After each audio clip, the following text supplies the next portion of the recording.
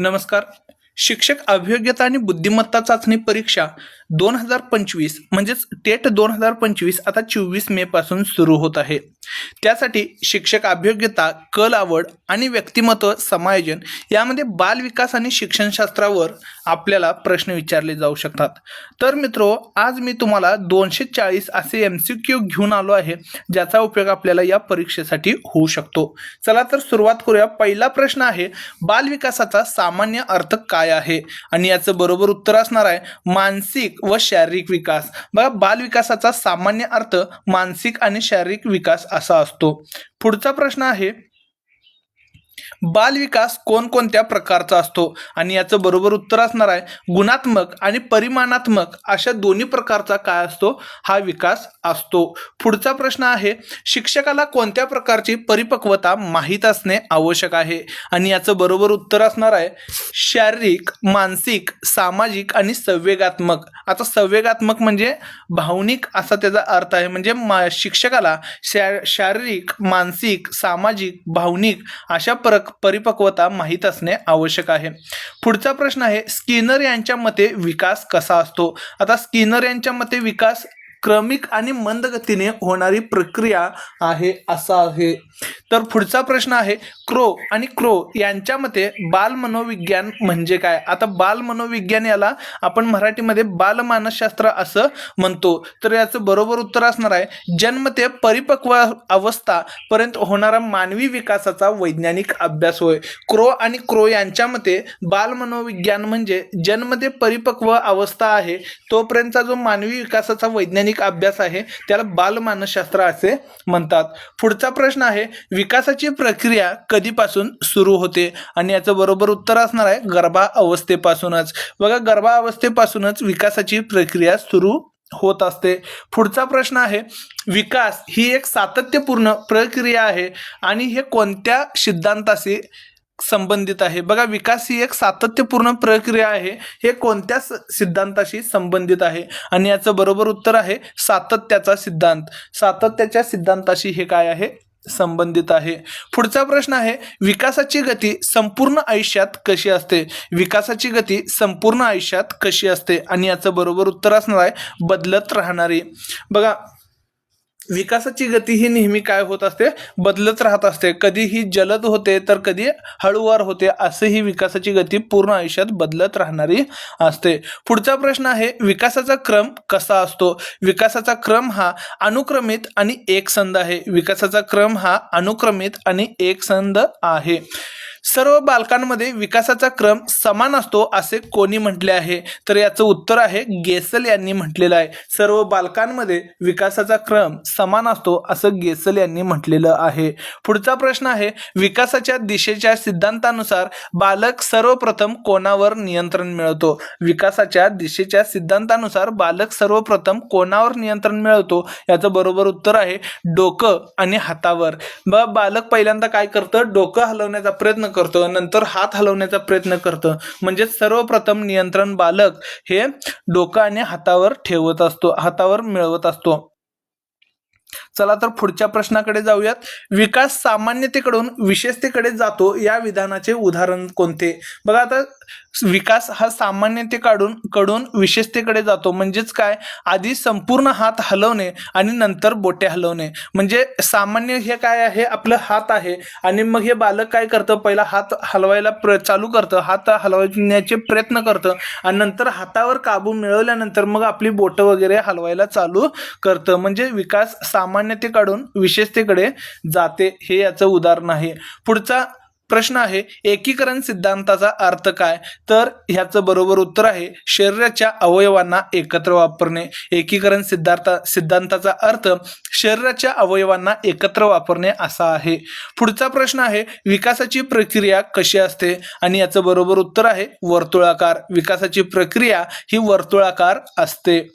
पुढचा प्रश्न आहे, विकासाची दिशा कोणती आहे? विकासाची दिशा कोणती आहे? आणि याचं बरोबर उत्तर आहे डोक्यापासून पायाकडे. विकासाची दिशा ही डोक्यापासून पायाकडे असते.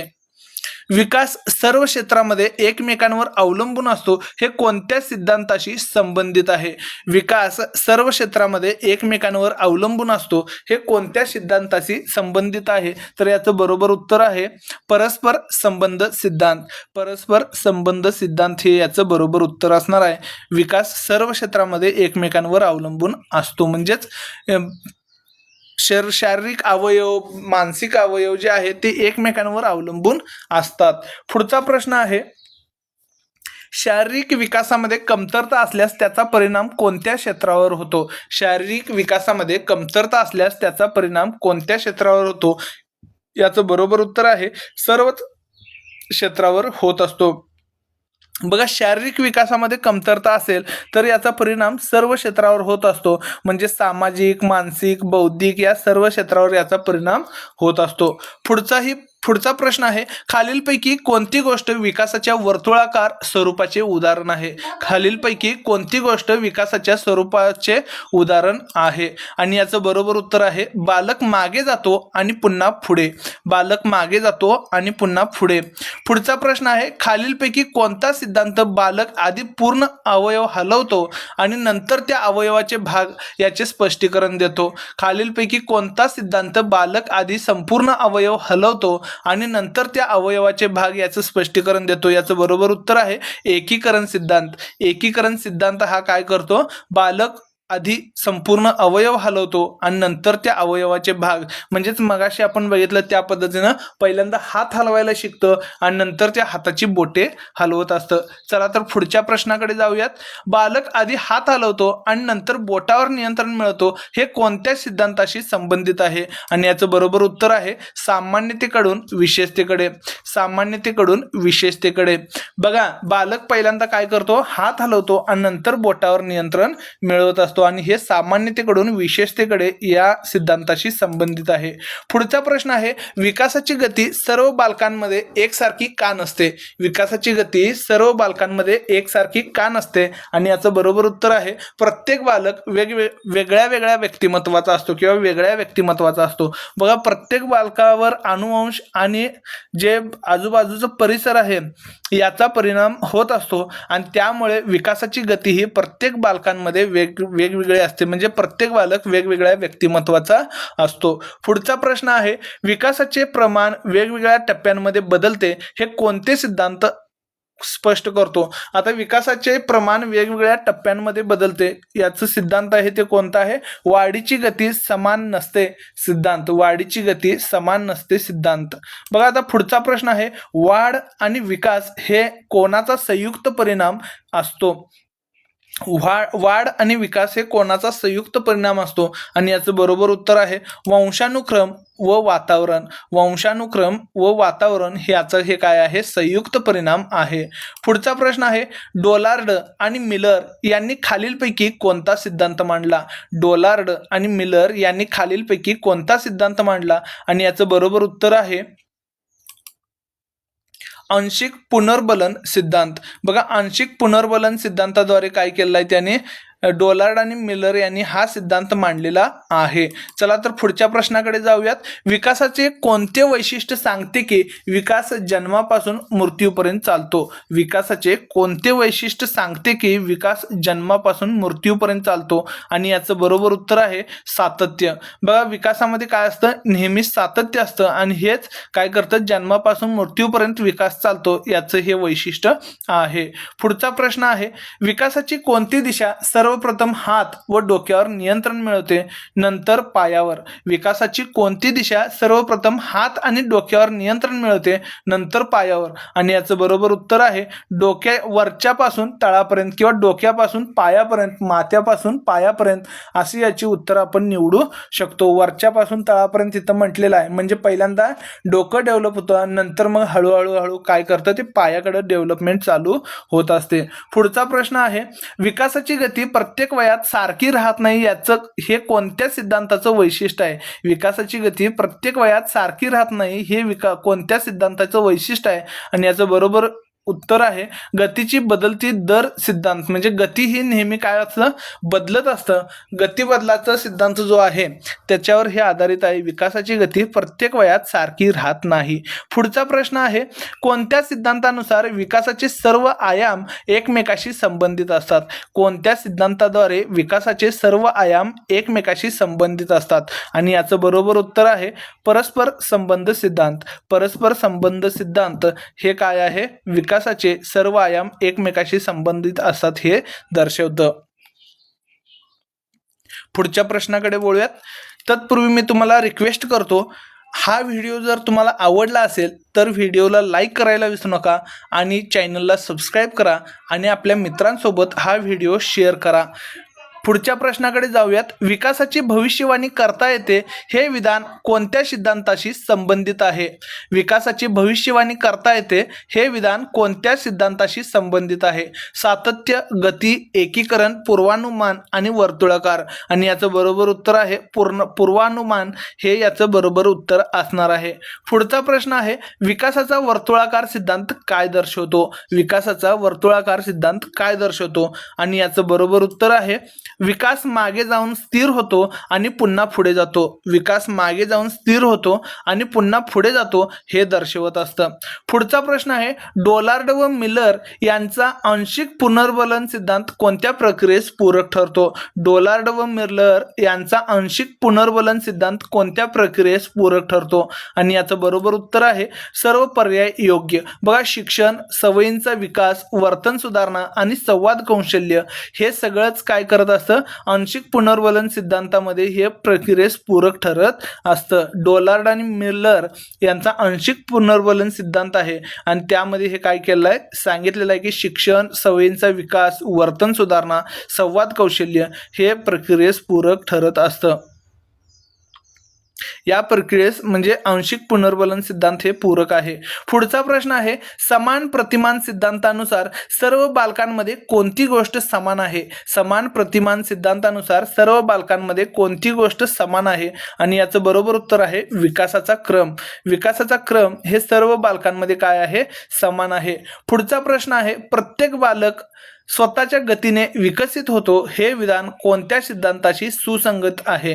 बघा, प्रत्येक बालक स्वतःच्या गतीने विकसित होतो हे विधान कोणत्या सिद्धांताशी सुसंगत आहे. आणि याचं बरोबर उत्तर असणार आहे समान प्रतिमान सिद्धांत. समान प्रतिमान सिद्धांताद्वारे आपण काय करू शकतो, हे प्रत्येक बालक स्वतःच्या गतीने विकसित होत असतो हे याला सुसंगत आहे. म्हणून ऑप्शन सी हे बरोबर उत्तर असणार आहे. चला पुढच्या प्रश्नाकडे वळूयात. वाढ आणि विकास हे कोणत्या दोन प्रमुख घटकांवर अवलंबून असतात. वाढ आणि विकास हे कोणत्या दोन प्रमुख घटकावर अवलंबून असतात. आणि याचं बरोबर उत्तर असणार आहे वंशानुक्रम आणि वातावरण. म्हणजे आनुवंशिकता आणि आजूबाजूचा जो परिसर आहे, वातावरण आहे, याच्यावर वाढ आणि विकास हे काय आहे, अवलंबून असते. हे दोन प्रमुख घटक आहेत. पुढच्या प्रश्नाकडे वळूयात. खालीलपैकी कोणत्या सिद्धांतात सर्व विकास क्षेत्रामध्ये एकमेकांवर परिणाम होतो असे मानले जाते. खालीलपैकी कोणत्या सिद्धांतात सर्वच विकास क्षेत्रामध्ये एकमेकांवर परिणाम होतो असे मानले जाते. आणि याचं बरोबर उत्तर असणार आहे परस्पर संबंध सिद्धांत. परस्पर संबंध सिद्धांत जो आहे यामध्ये काय म्हटलेलं आहे, सर्व विकास क्षेत्रामध्ये एकमेकांवर परिणाम होत असतो. पुढचा प्रश्न आहे बालक आधी संपूर्ण अवयव हलवतो नंतर त्याचे भाग नियंत्रित करतो हे कोणत्या सिद्धांताचे वैशिष्ट्य आहे. आणि हे याचं बरोबर उत्तर असणार आहे एकीकरण सिद्धांत. बालक आधी संपूर्ण अवयव हलवतो आणि नंतर त्याचे भाग नियंत्रित करतो हे एकीकरण सिद्धांताचे काय वैशिष्ट्य आहे. पुढचा प्रश्न आहे गेसल यांच्यानुसार सर्व बालकांमध्ये कोणती बाब समान असते. गेसल यांच्यानुसार काय म्हटलेलं आहे, सर्व बालकांमध्ये कोणती बाब समान असते. तर बरोबर उत्तर असणार आहे विकासाचा क्रम समान असतो. गेसल यांच्यानुसार विकासाचा क्रम समान असतो असं हे सर्व बालकांमध्ये काय आहे, ही बाब समान असणार आहे. पुढच्या प्रश्नाकडे वळूयात. खालीलपैकी कोणता विकासाचा सिद्धांत मुलांच्या वाढीच्या टप्प्याची अपेक्षा करता येते असे सांगतो? खालीलपैकी कोणता विकासाचा सिद्धांत मुलाच्या वाढीच्या टप्प्याची अपेक्षा करता येतो? म्हणजे पूर्वानुमान लावता येतं की मूल आता कसं वाढणार आहे ते, आणि याचं बरोबर उत्तर असणार आहे पूर्वानुमान सिद्धांत. म्हणजे आधीपासून कसं त्याची वाढ होत आहे याचा अभ्यास करून आपण पुढं सांगू शकतो की कशा पद्धतीनं त्याची वाढ होणार आहे, विकास कसा होणार आहे, हे सगळं आपण सांगू शकतो. वाढ कशी होणार आहे हे सांगू शकतो. चला पुढच्या प्रश्नाकडे वळूयात. शैशवावस्थेच्या सुरुवातीच्या काळात विकासाची गती कशी असते? शैशवावस्थेच्या सुरुवातीच्या काळात विकासाची गती कशी असते? तर काय असते ते खूप वेगवान असते. शैशवावस्थेच्या सुरुवातीच्या काळात विकासाची गती ही खूप वेगवान असते. बालकाची वाढ विकास जो असतो तो फास्ट होत असतो. पुढचा प्रश्न आहे, बालक आधी संपूर्ण हात हलवतो नंतर बोटे नियंत्रित करतो, हा कोणत्या सिद्धांताशी संबंधित आहे? हा प्रश्न आता बघा मगाशी वेगळ्या जरा रिपीट आलेला आहे. म्हणजे हे लक्षात ठेवायचं आहे की बालक आधी हात हलवतो आणि नंतर बोटे नियंत्रित करतो, हे कोणत्या सिद्धांताशी संबंधित आहे? हा प्रश्न महत्त्वपूर्ण आहे आणि याचं बरोबर उत्तर काय असणार आहे? सामान्यतेकडून विशेषतेकडे सिद्धांत. बघा, सामान्यतेकडून विशेषतेकडे या सिद्धांताद्वारे काय केलेलं आहे? बालक आधी संपूर्ण हात हलवतो आणि नंतर बोटे नियंत्रित करतो, हा सिद्धांत सांगत आहे. पुढचा प्रश्न आहे, विकासाची गती आयुष्यातील कोणत्या टप्प्यावर पुन्हा वाढते? विकासाची गती आयुष्यातील कोणत्या टप्प्यावर पुन्हा वाढते? तर याचं बरोबर उत्तर असणार आहे किशोरावस्था. किशोरावस्थेमध्ये विकासाची जी गती आहे ती काय होत असते? वाढत असते. पुढच्या प्रश्नाकडे वळूयात. बघा, कोणता सिद्धांत सांगतो की विकास मागे पुढे होतो आणि स्थायित्व प्राप्त करतो? विकास मागे पुढे होतो आणि स्थायित्व प्राप्त करतो, आणि याचं बरोबर उत्तर असणार आहे ऑप्शन बी, वर्तुळाकार सिद्धांत. वर्तुळाकार सिद्धांतामध्ये काय आहे? विकास मागे पुढे होतो आणि स्थायित्व प्राप्त करतो. म्हणजे जरा वर खाली होत असतो, किंवा कधी जास्त विकास होतो, कधी कमी विकास होतो, आणि नंतर हळूहळू एका वयाच्या टप्प्यावर आल्यानंतर काय होतं? त्याला स्थायित्व प्राप्त होतं. ते थांबत नाही, तर तिथनं म्हणजे हालचाल होत नाही, त्यामध्ये एक स्थिर असं जात असतं. पुढच्या प्रश्नाकडे जाऊयात. बालकाच्या गतीचा मागोवा घेऊन त्याच्या भावी विकासाची दिशा ठरवता येते, हे कोणत्या सिद्धांताचे वैशिष्ट्य आहे? आणि याचं बरोबर उत्तर असणार आहे पूर्वानुमान सिद्धांत. बघा, बालकाच्या गतीचा मागोवा घेऊन त्याच्या भावी विकासाची दिशा ठरवता येते, हे पूर्वानुमान सिद्धांताचं काय आहे? वैशिष्ट्य आहे. बालक विकास प्रक्रियेत आधी कोणत्या अवयवावर नियंत्रण मिळवतो? बालक विकास प्रक्रियेमध्ये आधी डोके आणि हात या अवयवांवर नियंत्रण मिळवत असतो. पुढचा प्रश्न आहे, विकास हा वंशानुक्रम आणि वातावरण यांचा संयुक्त परिणाम असतो, हे कोणते सिद्धांत मांडतो? बघा, वंशानुक्रम म्हणजे अनुवंशिकता, आणि पर्यावरण जे आहे, आजूबाजूचा परिसर मध्ये कसं नेमकं वातावरण आहे, याचा जो संयुक्त परिणाम आहे त्याचा सिद्धांत कोणता आहे? तर द्विघटक प्रभाव सिद्धांत किंवा द्विघटक सिद्धांत असं आहे. म्हणजे दोन्ही घटक प्रभाव सिद्धांत तिथं असं दिलेलं आहे, ते आपण मराठीमध्ये द्विघटक सिद्धांत असं म्हणतो. पुढचा प्रश्न आहे, कोणत्या टप्प्यावर बालक सर्वात जास्त वेगाने शारीरिक आणि बौद्धिक दृष्ट्या विकसित होतो? कोणत्या टप्प्यावर बालक सर्वात जास्त वेगाने शारीरिक आणि बौद्धिक दृष्ट्या विकसित होतो? आणि याचं बरोबर उत्तर असणार आहे शैशवावस्था. शैशवावस्थेमध्ये काय असतं? बालकाची सर्वात जास्त वेगाने शारीरिक आणि बौद्धिक दृष्ट्या म्हणजे विकास चालू असतो. पुढच्या प्रश्नाकडे जाऊयात. खालीलपैकी कोणत्या सिद्धांतामुळे शिक्षकाला विद्यार्थ्याच्या वर्तनाचा अंदाज घेता येतो? बघा, याचं बरोबर उत्तर असणार आहे पूर्वानुमान सिद्धांत. पूर्वानुमान सिद्धांताद्वारे शिक्षक काय करू शकतो? बालकाच्या किंवा विद्यार्थ्याच्या वर्तनाचा अंदाज घेऊ शकतो. पुढच्या प्रश्नाकडे वळूयात. बघा, बालकाची गती आणि भाषा विकास विशिष्ट क्रमाने होत असल्याचे कोणता सिद्धांत मानतो? बालकाची गती आणि भाषा विकास विशिष्ट क्रमाने होत असल्याचे कोणता सिद्धांत मानतो? आणि याचं बरोबर उत्तर असणार आहे विकासक्रमाची एकरूपता. विकासक्रमाची एकरूपता. पुढच्या प्रश्नाकडे वळूयात. एकच क्रिया वारंवार केल्यास तिचे बळकटीकरण होते, हे कोणत्या सिद्धांतात मांडले आहे? एकच क्रिया वारंवार केल्यास तिचे बळकटीकरण होते, हे कोणत्या सिद्धांतात मांडलेले आहे? आणि याचं बरोबर उत्तर असणार आहे आंशिक पुनर्वलन सिद्धांत. आंशिक पुनर्वलन सिद्धांतामध्ये एकच क्रिया वारंवार केल्यास तिचे बळकटीकरण होते असे मांडलेले आहे. पुढच्या प्रश्नाकडे वळूयात. बघा, प्रत्येक बालकाची वाढ आणि विकास विकासाची पद्धत वेगळी असते हे कोणत्या सिद्धांताशी संबंधित आहे? प्रत्येक बालकाची वाढ आणि विकासाची पद्धत वेगवेगळी आहे हे कोणत्या सिद्धांताशी संबंधित आहे? तर याचं बरोबर उत्तर असणार आहे समान प्रतिमान सिद्धांत. समान प्रतिमान सिद्धांत.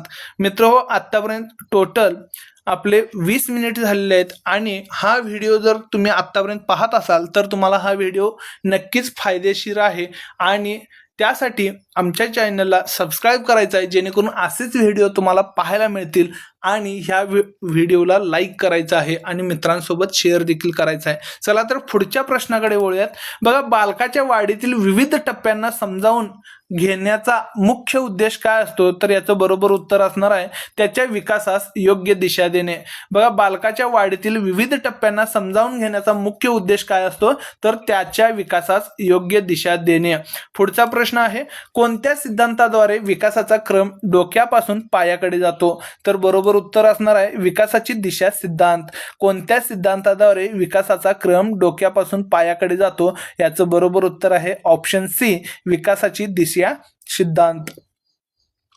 पुढचा प्रश्न आहे विकास लांबट व सरळ नसून वर्तुळाकार स्वरूपाचा असतो या विधानाचा अर्थ काय? बघा, विकास लांबट व सरळ नसून वर्तुळाकार स्वरूपाचा आहे या विधानाचा अर्थ काय आहे? विकास थोडा पुढे थोडा मागे जातो. विकास थोडा पुढे थोडा मागे जातो हे याचा अर्थ आहे. पुढच्या प्रश्नाकडे वळूयात.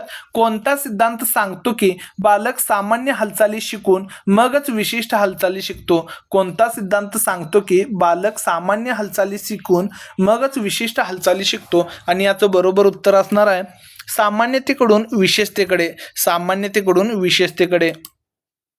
पुढचा प्रश्न आहे शिक्षकांसाठी बालविकास सिद्धांताचे मुख्य महत्त्व काय आहे? तर याचं बरोबर उत्तर असणार आहे बालकाच्या स्वभाव, रुची आणि क्षमतानुसार अध्यापन करणे. बघा, बालविकास सिद्धांत आहे याचं मुख्य महत्त्व काय असणार आहे शिक्षकासाठी?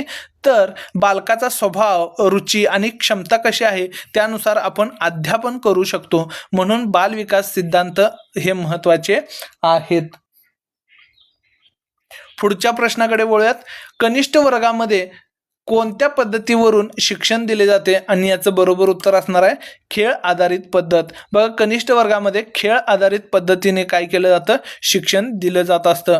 पुढचा प्रश्न आहे बालविकास सिद्धांत शिकल्याने शिक्षकांना कोणती मदत होते? बालविकास सिद्धांत शिकल्याने शिक्षकांना कोणती मदत होते? आणि याचं बरोबर उत्तर असणार आहे बालकाच्या विकासाच्या टप्प्यानुसार शिक्षण पद्धती ठरवणे. बालकाच्या विकासाच्या टप्प्यानुसार शिक्षण पद्धती ठरवणे हे काय आहे? बालविकास शिकल्याने शिक्षकांना होणारी मदत आहे. म्हणजे बालकाचा विकास कसा होत आहे ते तो कोणत्या टप्प्यावर आहे याच्यावरून काय करता येतं आपल्याला, कोणतं शिक्षण त्याला द्यायला पाहिजे, कसं अध्यापन आपण करायला पाहिजे हे लक्षात येतंय. म्हणून बालविकास सिद्धांत शिकल्याचा हा फायदा आहे किंवा हे मदत होत असते. पुढच्या प्रश्नाकडे वळूयात. बालविकासाच्या कोणत्या घटकामुळे शिक्षकांना भविष्याचा अंदाज लावता येतो? बालविकासाच्या कोणत्या घटकामुळे शिक्षकांना भविष्याचा अंदाज लावता येतो? आणि याचं बरोबर उत्तर असणार आहे वाढ आणि विकासाच्या सर्व पैलूच्या आधारे. वाढ आणि विकासाच्या सर्व पैलूच्या आधारे आपण काय करू शकतो? बालविकासाच्या म्हणजे अंदाज लावू शकतो की बालकाचा वाढ कसा होणार आहे, विकास त्याला कसं होणार आहे आणि आपण अध्यापन कसं करायला पाहिजे हे सगळं आपण काय करू शकतो? वाढ आणि विकासाच्या सर्व पैलूच्या आधारे आपण अंदाज लावू शकतो. पुढचा प्रश्न आहे बालकांच्या विकासाच्या वेगवेगळ्या पैलूंमध्ये कोणता संबंध असतो? बालकांच्या विकासाच्या वेगवेगळ्या पैलूंमध्ये कोणता संबंध असतो? आणि याचं बरोबर उत्तर आहे परस्पर संबंध. बघा, परस्पर संबंध या पैलूमध्ये काय होत असतं? बालकांच्या विकासाच्या म्हणजे वेगवेगळ्या पैलूंमध्ये परस्पर संबंध हा संबंध असतो. पुढचा प्रश्न आहे बालकाच्या व्यक्तिमत्व विकासासाठी शिक्षकांसाठी काय महत्त्वाचे आहे? बालकाच्या व्यक्तिमत्व विकासासाठी शिक्षकांसाठी काय महत्त्वाचे आहे?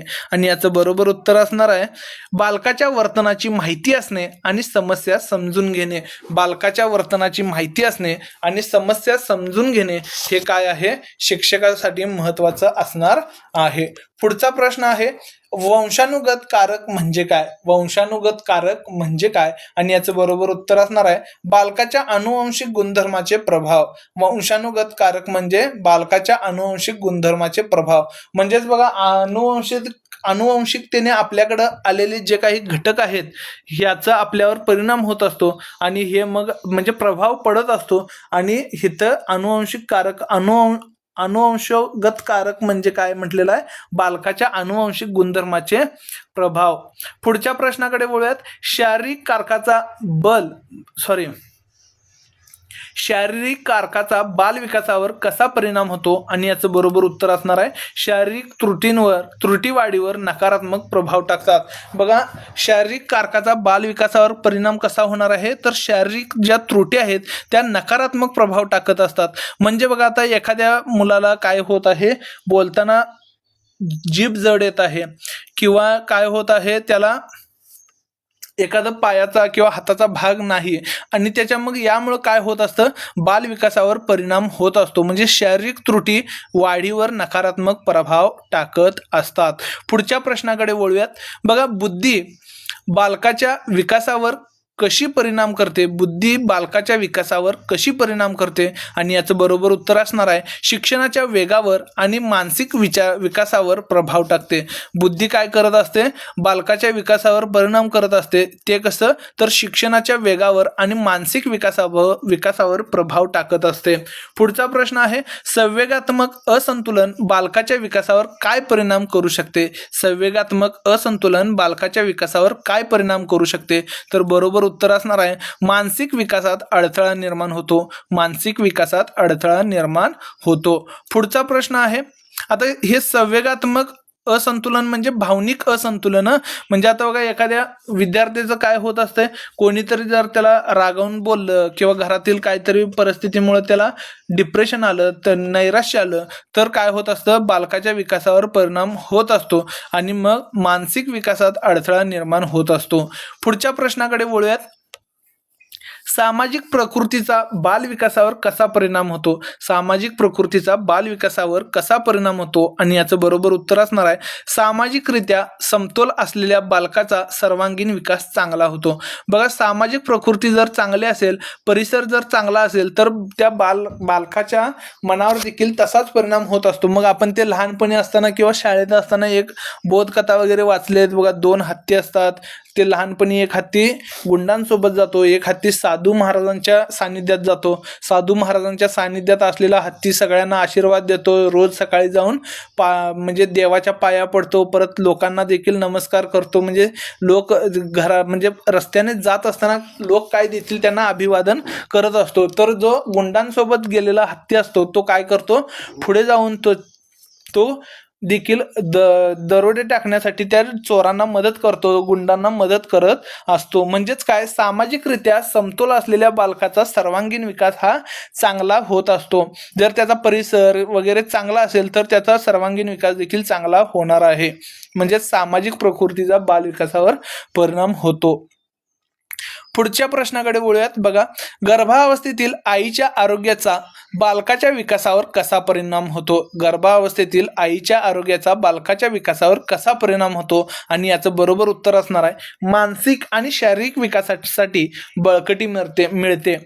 बघा मानसिक आणि शारीरिक विकासासाठी काय होत असते बळकटी मिळत असते. जर आईचं आरोग्य चांगलं असेल तर बालकाचं देखील आरोग्य काय होणार आहे त्याला पोषण चांगलं होणार आहे आणि त्यामुळे मानसिक आणि शारीरिक विकास काय होणार आहे त्याचा बळकट होणार आहे. तो चांगला त्याची वाढ आणि विकास होणार आहे. पुढचा प्रश्न आहे जीवनातील नकारात्मक घटना बालकाच्या विकासावर कसे परिणाम करतात? जीवनातील नकारात्मक घटना बालकाच्या विकासावर कसे परिणाम करतात आणि बरोबर उत्तर असणार आहे विकासावर प्रतिकूल प्रभाव पडतो. आता बघा जीवनातील नकारात्मक घटना ज्या आहेत त्या बालकाच्या विकासावर परिणाम करत असतात आणि त्या कशा तर विकास त्यांचा प्रतिकूल होत असतो. प्रतिकूल प्रभाव त्यांचा पडत असतो.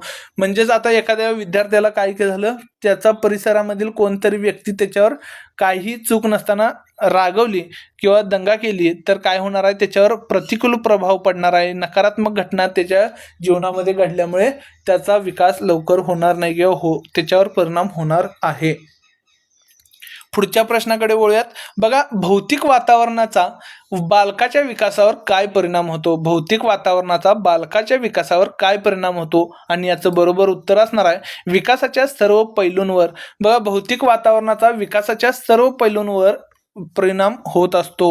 पुढचा प्रश्न आहे, सामाजिक आर्थिक स्थितीच्या बालकाच्या विकासावर कसा परिणाम होतो? सामाजिक आर्थिक स्थितीचा बालकाच्या विकासावर कसा परिणाम होतो? आणि बरोबर उत्तर असणार आहे आर्थिकदृष्ट्या सक्षम बालकांचा विकास अधिक संतुलित असतो. आर्थिकदृष्ट्या सक्षम बालकांचा विकास अधिक संतुलित असतो. पुढच्या प्रश्नाकडे वळूयात. खालीलपैकी कोणता आंतरिक कारक नाही? खालीलपैकी कोणता आंतरिक कारक नाही? तर याचं बरोबर उत्तर आहे सामाजिक आणि आर्थिक स्थिती. खालीलपैकी कोणता आंतरिक कारक नाही? तर सामाजिक आणि आर्थिक जी स्थिती आहे हा आंतरिक कारक नाही. नाहीतर बघा, हे वंशानुगत म्हणजे अनुवंश हे आपल्या शरीरातूनच आलेलं असतं. संवेगात्मक कारक म्हणजे भावनिक जे कारक आहेत ते. बुद्धिमत्ता ही माहीतच आहे तुम्हाला, आपल्या म्हणजे मेंदूद्वारे आपण बुद्धी दाखवू शकतो. ही बुद्धिमत्ता ही आंतरिक कारक आहे. शारीरिक स्वास्थ्य हे देखील आंतरिक कारक आहे. पुढच्या प्रश्नाकडे वळूयात. शिक्षकांनी बाल विकासाच्या सिद्धांताचा अभ्यास का करावा? आता शिक्षकांनी बाल विकासाच्या सिद्धांताचा अभ्यास का करावा? आणि याचं योग्य उत्तर असणार आहे बालकांच्या गरजानुसार शिक्षण देण्यासाठी. बालकांच्या ज्या काही गरजा आहेत म्हणजे मानसिक गरजा, त्यानुसार आपण काय करू शकतो? त्यांना अध्यापन करू शकतो. आणि म्हणून बाल विकासाच्या सिद्धांताचा अभ्यास आपण करायला हवा. पुढच्या प्रश्नाकडे वळूयात. तत्पूर्वी मी तुम्हाला एक आवाहन करतो. आत्तापर्यंत 30 मिनिटे झालेले आहेत आणि तुम्हाला हा व्हिडिओ नक्की फायदेशीर ठरत असेल, म्हणूनच तुम्ही आत्तापर्यंत हा व्हिडिओ पाहत आहात. म्हणून ह्या व्हिडिओला लाईक करा आणि चॅनलला सबस्क्राईब करा, जेणेकरून तुम्हाला आमचे नवे व्हिडिओ लगेच पाहायला मिळतील. चला तर पुढच्या प्रश्नाकडे वळूयात. कोणत्या घटकामुळे बालकाची समायोजन क्षमता वाढते? आणि याचं बरोबर उत्तर असणार आहे बौद्धिक बुद्धिमत्ता आणि सामाजिक वातावरण. बघा, कोणत्या घटकामुळे बालकाची समायोजन क्षमता वाढणार आहे? तर बुद्धिमत्ता आणि सामाजिक वातावरण यामुळे काय होणार आहे?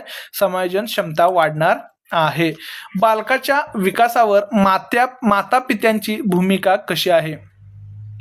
बालकाच्या विकासावर माता पित्यांची भूमिका कशी आहे? आणि याचं बरोबर उत्तर असणार आहे प्रेम, काळजी आणि योग्य मार्गदर्शन. हे काय असणार आहे?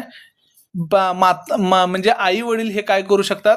प्रेम, काळजी आणि योग्य मार्गदर्शन बालकाला देऊ शकतात आणि त्यामुळे बालकाचा विकास चांगला होणार आहे. पुढच्या प्रश्नाकडे वळूयात. बाह्य कारकांमध्ये कोणते घटक येतात? आणि याचं बरोबर उत्तर असणार आहे सामाजिक आर्थिक स्थिती आणि भौतिक वातावरण. सामाजिक आर्थिक स्थिती आणि भौतिक वातावरण हे बाह्य कारकांमध्ये येतात. मगाशी आंतरिक कारण तुम्हाला सांगितलेलं आहे, म्हणजे जे आपल्या शरीरामध्ये आहेत ते, आणि आता आहेत हे बाह्य कारक आहेत. पुढचा प्रश्न आहे व्यक्तिमत्व विकास कशावर अवलंबून आहे? व्यक्तिमत्व विकास कशावर अवलंबून आहे? आणि याचं बरोबर उत्तर असणार आहे वरील सर्व. म्हणजे हे अनुवंशिकता, पर्यावरण आणि शिक्षक. बघा, अनुवंशिकतेमुळे वाडवडिलांकडून, आजी आजोबांकडून आलेली जी काही गुणसूत्र आहेत त्यामुळे बालकावर काय होत असतो, त्याचा कसा विकास होणार आहे हे अवलंबून असतं. पर्यावरण म्हणजे परिसर, आपल्या आजूबाजूचा परिसर कसा आहे. मग मी मगाशी तुम्हाला हत्तीचं उदाहरण दिलेलं आहे. पुढचा ऑप्शन आहे शिक्षक. आणि शिक्षक तर काय आहे? माळी आहे आणि मुलगा हा फूल आहे. हे आपण पाहिलेलं आहे. शिक्षक हा माळी आहे आणि मुलगा हा काय आहे? फूल आहे. म्हणजेच शिक्षकानं काय करायला पाहिजे? कुंभाराचं काम करायला पाहिजे. मातीच्या गोळ्याला कसा आकार द्यायचा हे शिक्षकाच्या मनावर असतं, शिक्षकाच्या हातात असतं. आणि म्हणून व्यक्तिमत्व विकासावर हे तिन्ही घटक काय करत असतात? परिणाम करत असतात. पुढच्या प्रश्नाकडे वळूयात. मुलांमध्ये विकास कसा घडतो हे जाणून घेण्यास काय मदत करते? मुलांमध्ये विकास कसा घडतो हे जाणून घेण्यास काय मदत करते? तर बरोबर उत्तर असणार आहे बालमानसशास्त्र. बालमानसशास्त्राद्वारे काय करू शकतो? मुलांमध्ये विकास कसा घडत आहे हे जाणून घेऊ शकतो. पुढच्या प्रश्नाकडे वळूयात. बालकाची संवेगात्मक गरज कोणती आहे? बालकाची संवेगात्मक गरज कोणती आहे? तर याचं बरोबर उत्तर असणार आहे वरील सर्व. म्हणजे सामाजिक सन्मान. बालकाला बघा, समाजामध्ये जर चांगलं स्थान मिळालं, कोणीही त्याला म्हणजे असं उतरून बोललं नाही, त्याला ही व्यक्ती आहे असं जर आदर दिलं तर काय होणार आहे? त्याचं भावनिक ही गरज आहे, त्याची सुरक्षिततेची भावना. आता लहान म्हणजे मुले असतात किंवा एक 15-16 वर्षापर्यंतची मुले असतात, त्यांना काय सुरक्षिततेची भावनेची गरज असते, म्हणजे मला इथं सुरक्षित आहे, मी इथं सुरक्षित आहे, कोणीही मला काही करू शकणार नाहीत, म्हणजे ही त्यांची एक भावनिक गरज आहे. आणि सहवासाची गरज, मग ती आई वडिलांची असू दे किंवा मित्रांची असू दे किंवा शिक्षकांची असू दे, ही सहवासाची गरज त्यांना या वयामध्ये लागते. आणि उपयुक्त अभ्यासाचे वातावरण, म्हणजे अभ्यासाचं वातावरण देखील योग्य पाहिजे, त्यामुळे त्यांचा काय होणार आहे, बौद्धिक विकास होणार आहे, अभ्यास होणार आहे. आणि हे वरील सर्व हे पर्याय ऑप्शन ई काय असणार आहे, बरोबर उत्तर असणार आहे. पुढच्या प्रश्नाकडे वळूयात. शिक्षणामध्ये मानसशास्त्राचे महत्व काय आहे? शिक्षणामध्ये मानसशास्त्राचे महत्व काय आहे? आणि बरोबर उत्तर असणार आहे वरील सर्व. बघा, शिक्षणामध्ये अध्यापन कौशल्य सुधारण्यास मानसशास्त्राचं मदत होतं. आता बघा, आपण बालविकास आणि शिक्षणशास्त्र यामध्ये बालविकासमध्ये 90% भाग, शिक्षणशास्त्रामध्ये 90% भाग हा मानसशास्त्राचाच मुख्य रोल आहे. आणि म्हणून काय, अध्यापन कौशल्य सुधारण्यास मदत होत असते. विद्यार्थी समजायला मदत होते. आता विद्यार्थ्याचं मन कसं आहे, विद्यार्थी कसा आहे, विद्यार्थ्यांबद्दल वाढ विकास कसं होत आहे, त्याचं जो आजूबाजूचा परिसर आहे याचा परिणाम त्याच्यावर कसा होत आहे, हे सगळं समजायला काय होतं, मानसशास्त्राची गरज आपल्याला लागत असते.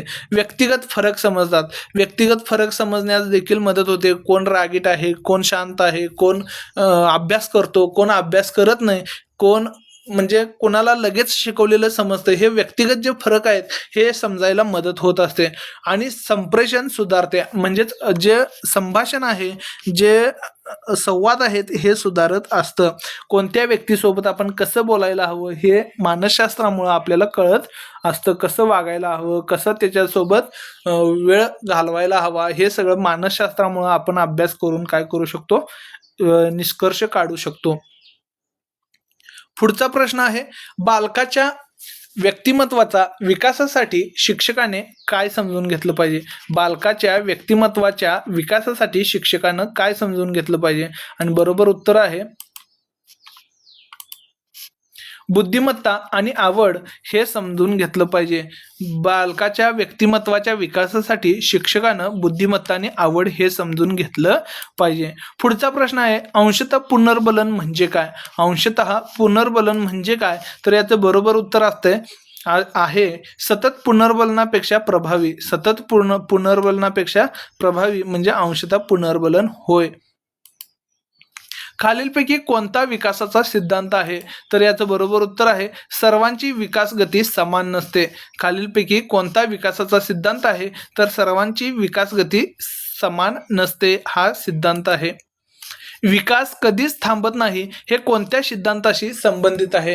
विकास कधीच थांबत नाही हे कोणत्या सिद्धांताशी संबंधित आहे? तर याचं बरोबर उत्तर आहे सातत्य सिद्धांत. म्हणजे सातत्य आहे, विकासामध्ये सातत्य असतं. जन्मापासून ते मरेपर्यंत विकास होतच असतो. हे आपण शिकलेलं आहे बीएडला असताना किंवा तुम्ही तुमच्या ऑनलाईन क्लासमध्ये किंवा ऑफलाईन क्लासमध्ये. आता पुढच्या प्रश्नाकडे वळूयात. बघा, खालीलपैकी कोणती गरज बालकाच्या सामाजिक आणि मानसिक गरजेशी संबंधित नाही? खालीलपैकी कोणती गरज बालकाच्या सामाजिक आणि मानसिक गरजेशी संबंधित नाही? आणि याचं बरोबर उत्तर आहे शरीराबाहेर कचरा टाकणे. बघा, हे सामाजिक किंवा मानसिक गरजेशी काय नाही आहे, संबंधित नाही. म्हणजे आपल्या शरीरात नको असलेले जे घटक आपण टाकतो, सकाळी प्रातर्विधीला जातो किंवा घामाद्वारे वेगवेगळे घटक बाहेर फेकले जातात, त्याच पद्धतीनं आपण प्रातर्विधी करतो. अशा पद्धतीने वेगवेगळे जे शरीराच्या बाहेर जे कचरा टाकलं जातं हे काय आहे, सामाजिक आणि मानसिक गरजेशी काय नाही आहे, संबंधित नाही. इतर सामाजिक मान्यता मिळवणे म्हणजे समाजामध्ये आदराचं स्थान हवं, संवेगात्मक सुरक्षिततेची गरज म्हणजे भावनिक गरज, सुरक्षा पाहिजे त्यांना. त्यानंतर संगतीची गरज म्हणजे सोबत मित्र मैत्रिणी पालक असं हवेत. आणि समवयस्कांशी संवाद म्हणजेच मित्रांसोबत किंवा त्यांच्या वयातील जे काही लोक आहेत त्यांच्यासोबत काय पाहिजे, संवाद पाहिजे, हे इतर सगळे काय आहेत गरजेचे आहेत. तर शरीराबाहेर कचरा टाकणे हे गरजेचं नाही, म्हणून ऑप्शन सी हे काय असणार आहे, बरोबर उत्तर असणार आहे. पुढचा प्रश्न आहे, खालच्या वर्गामध्ये खेळावर आधारित अध्यापन पद्धती कोणत्या सिद्धांतावर आधारित आहेत? खालच्या वर्गामध्ये खेळावर आधारित अध्यापन पद्धती कोणत्या सिद्धांतावर आधारित आहे? याचं बरोबर उत्तर असणार आहे वाढ आणि विकासाचे मानसशास्त्रीय सिद्धांत. वाढ आणि विकासाचे मानसशास्त्रीय सिद्धांत. पुढच्या प्रश्नाकडे वळूयात. खालीलपैकी काय बालमानसशास्त्राच्या उपयोगितेमध्ये समाविष्ट नाही? खालीलपैकी काय बालमानसशास्त्राच्या उपयोगितेमध्ये समाविष्ट नाही? तर याचं बरोबर उत्तर असणार आहे शिक्षकाच्या आर्थिक प्रगतीत मदत. शिक्षकाच्या आर्थिक प्रगतीत मदत हे बालमानसशास्त्राच्या उपयोगितेमध्ये समाविष्ट नाही. भविष्यवाणी करण्यात मदत म्हणजे काय? बालकाचा इथनं पुढं आतापर्यंत कसं वाढ झालं, कसं विकास झाला आणि इथनं पुढं कसा करायचा आहे याची भविष्यवाणी आपण करू शकतो. बालकांचे मार्गदर्शन म्हणजे बालकांना आपण मार्गदर्शन करू शकतो. बालकांचा वैयक्तिक व्यक्तिमत्व विकास समजू शकतो आणि शिक्षकांच्या अध्यापनात सुधारणा म्हणजे बालमानसशास्त्राचा उपयोग करून आपण या चारही गोष्टी करू शकतो. आणि शिक्षकांच्या आर्थिक प्रगतीत मात्र बालमानसशास्त्राचा काही आपल्याला उपयोग होत नाही. पुढचा प्रश्न आहे, बालकांच्या सर्वांगीण विकासासाठी शिक्षकाला कोणाची माहिती असणे आवश्यक आहे? बालकाच्या सर्वांगीण विकासासाठी शिक्षकाला कोणाची माहिती असणे आवश्यक आहे? तर बरोबर उत्तर आहे वर्तनाची. वर्तनाची माहिती शिक्षकाला असली तर बालकाचा सर्वांगीण विकास करण्यास अध्यापन करताना मदत होते. पुढच्या प्रश्नाकडे वळूयात.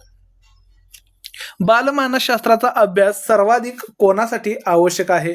बालमानसशास्त्राचा अभ्यास सर्वाधिक कोणासाठी आवश्यक आहे? तर याचं बरोबर उत्तर असणार आहे प्राथमिक शिक्षक.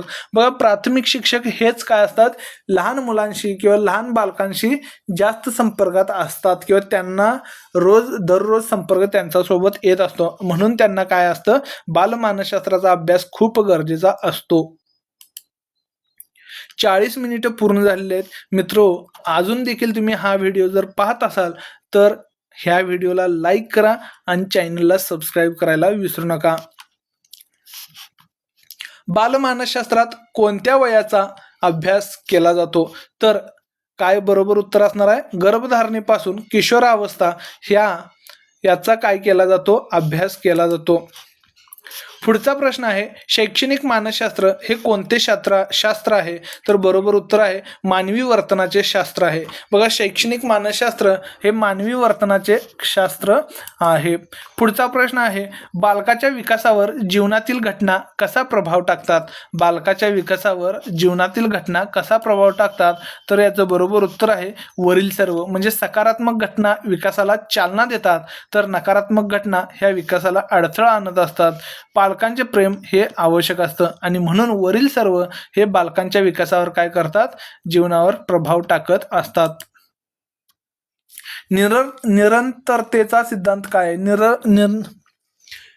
सतत बोलून आता माझी घसा बसलेला आहे. बघा, म्हणायला पण येईना मला. तर निरंतरतेचा सिद्धांत काय सांगतो? तर बरोबर उत्तर आहे याचं विकास कधीच संपत नाही. विकास कधीच संपत नाही हा निरंतरतेचा सिद्धांत सांगत असतो. पुढचा प्रश्न आहे, बालकाच्या व्यक्तिमत्व विकासासाठी बाल मनोविज्ञान का समजणे महत्त्वाचे आहे किंवा का महत्त्वाचे आहे? तर बरोबर उत्तर आहे वरील सर्व. म्हणजे बालकाच्या व्यक्तिमत्व विकासासाठी जे बालमानसशास्त्र आहे याचा उपयोग काय होतो, तर बालकाचा स्वभाव समजण्यासाठी होत असतो. योग्य शिक्षण दिल्यास त्याच्या विकासास मदत होते आणि पालकांना मार्गदर्शन करण्यासाठी होत असते. म्हणून बालकांच्या व्यक्तिमत्व विकासासाठी बालमानसशास्त्र महत्त्वाचं आहे. पुढचा प्रश्न आहे, विकासाच्या दिशेचा सिद्धांत काय सांगतो? विकासाच्या दिशेचा सिद्धांत काय सांगतो? याचं बरोबर उत्तर आहे विकास नियत आणि क्रमशः पुढे चालतो. विकास नियत म्हणजे नेहमी सातत्यानं चालत असतं आणि पुढं जात असतं. क्रमशः म्हणजे एकामागून एक थोडं असं पुढं जात असतं. परस्पर संबंधाचा सिद्धांत बाल विकासाबाबत काय सांगतो? परस्पर संबंधाचा सिद्धांत बाल विकासाबाबत काय सांगतो? तर बरोबर उत्तर आहे शारीरिक विकास संवेगात्मक म्हणजेच भावनिक आणि सामाजिक विकासावर परिणाम करतो. शारीरिक विकास हे संवेगात्मक आणि सामाजिक विकासावर परिणाम करतो हे सांगतं. पुढचा प्रश्न आहे विकास क्रमाची एकरूपता सिद्धांत काय सांगतो? विकास क्रमाची एकरूपता सिद्धांत काय सांगतो? तर बरोबर उत्तर आहे विकासाचा क्रम सर्वांसाठी सारखा असतो. विकासाचा क्रम सर्वांसाठी सारखा असतो.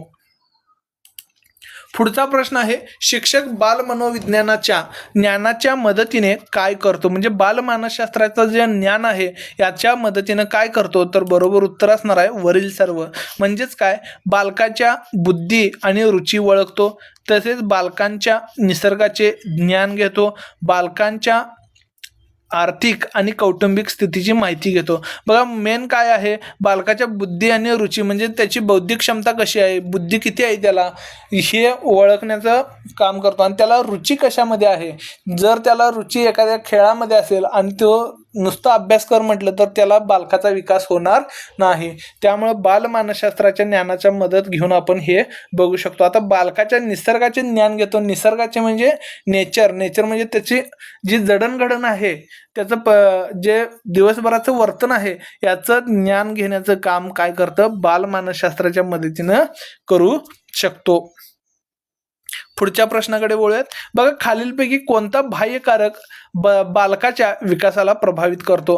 खालीलपैकी कोणता बाह्यकारक बालकाच्या विकासाला प्रभावित करतो? आणि याचं बरोबर उत्तर असणार आहे वरील सर्व. आर्थिक स्थिती, सामाजिक स्थिती, जीवनातील घटना या सर्व काय करत असतात, ह्या बाह्यकारक आहेत आणि बालकाच्या विकासाला काय करत असतात, प्रभावित करत असतात. पुढच्या प्रश्नाकडे वळूयात. खालीलपैकी कोणता आंतरिक कारक बालकाच्या विकासाला प्रभावित करतो? आता मगाशी बाह्यकारक विचारलेला, आता आंतरिक कारक विचारलेला आहे आणि याचं बरोबर उत्तर आहे वरील सर्व. म्हणजे बुद्धिमत्ता, शारीरिक कारणे आणि आनुवंशिक गुण हे सगळे काय करत असतात, बालकाच्या विकासाला प्रभावित करत असतात. बघा त्याची बुद्धिमत्ता चांगली असेल तर विकास चांगला होईल. शारीरिक जर त्याला कुठलंही अपंगत्व नसेल, योग्य सगळे शरीराची रचना योग्य असेल तर, आणि आनुवंशिक गुण म्हणजे वाडवडिलांकडून, पालकांकडून जे काही आनुवंशिक सूत्रे आलेले आहेत त्याद्वारे देखील त्याच्या विकासावर प्रभाव पडत असतो. पुढच्या प्रश्नाकडे वळूयात. बालविकासाच्या विविध आयामाची माहिती शिक्षकांना का आवश्यक आहे? बालविकासाच्या विविध आयामाची माहिती शिक्षकांना का आवश्यक आहे? बरोबर उत्तर असणार आहे वरील सर्व. म्हणजेच बालकांच्या समस्येचे निराकरण करण्यासाठी, योग्य शिक्षण पद्धती निवडण्यासाठी आणि बालकांसाठी योग्य शैक्षणिक वातावरण तयार करण्यासाठी बालकांच्या विविध आयामांची माहिती शिक्षकांना असणे आवश्यक आहे. पुढचा प्रश्न आहे बालकांचा विकास त्यांच्या वैयक्तिक गरजांनुसार होतो हे कोणता सिद्धांत सांगतो? बरोबर उत्तर आहे वैयक्तिक अंतराचा सिद्धांत. बालक प्रथम पूर्ण हात फिरवतो, नंतर बोट आणि नंतर हात आणि बोट अशी एकत्र कधी चालवतो हे कोणता सिद्धांत सांगतो? तर बरोबर उत्तर आहे एकीकरणाचा सिद्धांत सांगत असतो. पुढचा प्रश्न आहे बालक सर्वप्रथम आपल्या डोक्यावर आणि हातावर नियंत्रण मिळवतो, हातावर नियंत्रण कसे शिकतो आणि नंतर पायावर, हे कोणते सिद्धांत सांगते? तर विकासाच्या दिशेचा सिद्धांत. पुढचा प्रश्न आहे बाल विकासाचा कोणता सिद्धांत सांगतो की ज्यांना सरासरीपेक्षा जास्त वाढ होते ते शारीरिक, सामाजिक आणि संवेगात्मक दृष्ट्याही म्हणजेच भावनिक दृष्ट्याही अधिक प्रगत असतात? तर बरोबर उत्तर असणार आहे परस्पर संबंधाचा सिद्धांत. पुढचा प्रश्न आहे कोणता सिद्धांत सांगतो की शारीरिक दृष्ट्या मागे असलेले बालक संवेगात्मक, सामाजिक आणि बौद्धिक दृष्ट्या देखील मागे राहतात? आणि याचं बरोबर उत्तर आहे परस्पर संबंधाचा सिद्धांत. पुढचा प्रश्न आहे बालकाच्या गत्यात्मक आणि भाषायी विकासातील निश्चित क्रम आणि प्रतिमान कोणत्या सिद्धांतात सांगितले आहेत? बघा बालकाचं जे भाषेचा विकास आहे हे याचं निश्चित क्रम आणि प्रतिमान कोणत्या सिद्धांतात सांगितलेलं आहे? तर विकास क्रमाची एकरूपता यामध्ये सांगितलेलं आहे. पुढचा प्रश्न आहे खालीलपैकी कोणता सिद्धांत मानव विकासाचा नाही? आणि बरोबर उत्तर आहे सामाजिक समायोजन. खालीलपैकी कोणता सिद्धांत मानव विकासाचा नाही? तर सामाजिक समायोजन हे मानव विकासाचा नाही. विकास कधीही संपत न राहणारी प्रक्रिया आहे, विकासाचा शेवट कधीही होत नाही हा विचार कोणत्या सिद्धांताशी संबंधित आहे? तर बरोबर उत्तर आहे निरंतरतेचा सिद्धांत. निरंतरतेच्या सिद्धांतामध्ये हे सांगितलेलं आहे की विकास कधीही संपत नाही, निरंतर चालू राहते.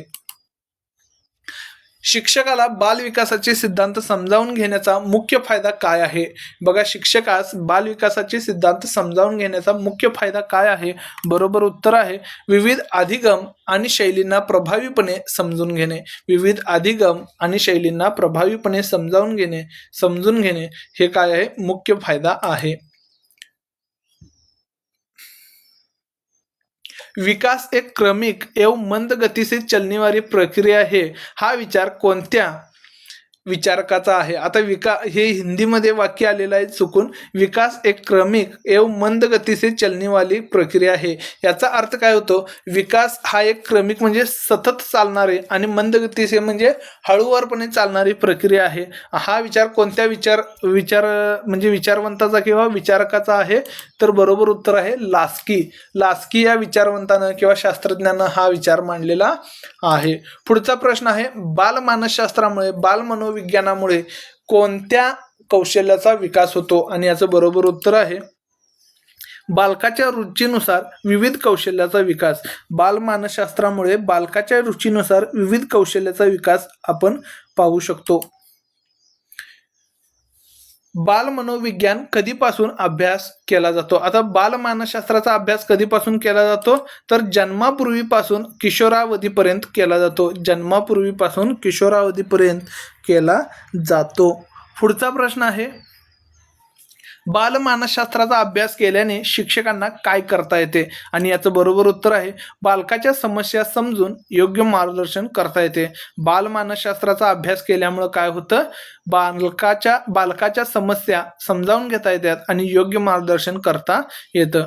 पुढच्या प्रश्नाकडे वळण्यापूर्वी सांगतो 50 मिनिटे पूर्ण झालेले आहेत आणि तुम्हाला हा व्हिडिओ थोडा तरी फायदेशीर वाटत असेल, उपयोगी वाटत असेल तर चॅनलला सबस्क्राईब करायचं आहे आणि व्हिडिओला लाईक करायचं आहे. पुढच्या प्रश्नाकडे वळूयात. बालकाचे व्यक्तिमत्व समजून घेण्यासाठी काय महत्त्वाचे आहे? बालकाचे व्यक्तिमत्व समजून घेण्यासाठी काय महत्त्वाचे आहे? तर बरोबर उत्तर असणार आहे बालमानसशास्त्राचा अभ्यास, बालमनोविज्ञानाचा अभ्यास महत्त्वाचा आहे. ऑप्शन बी. पुढचा प्रश्न आहे बालमनोविज्ञानामुळे शिक्षकांना शिक्षणात कोणती मदत मिळते? बालमनोविज्ञानामुळे म्हणजे बालमानसशास्त्रामुळे शिक्षकांना शिक्षणात कोणती मदत मिळते? बरोबर उत्तर असणार आहे बालकांच्या विकासानुसार शिकवणी करणे सोपे जाते. म्हणजे अध्यापन करताना बालकांचा कसा विकास आहे हे पाहून अध्यापन करता येतं.